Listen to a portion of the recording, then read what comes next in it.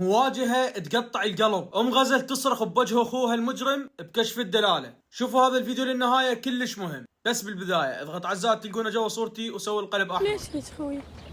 ليش حاجيني؟ بس قل لي ليش انت مو تدري 5 سنين هاي انكسرت قلبه على حبوكه؟ ليش انا مو قلت لك خويا انا ظل عندك؟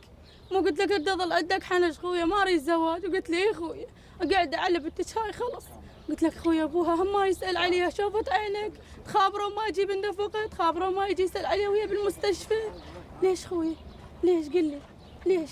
حتى لو انا مسويت لك شي خويا كان شلتها وطيتها لاهلها.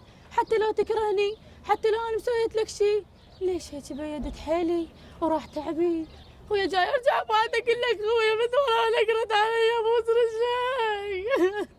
حسبي الله ونعم الوكيل عليهم هالمجرمين اللي ما بيهم لا غيرة ولا رحم، والاعدام قليل بحقهم. فالكل يترحم للطفلة غزل بالتعليقات، وتشاركون هذا الفيديو حتى يوصل بكل مكان وينالون جزاهم.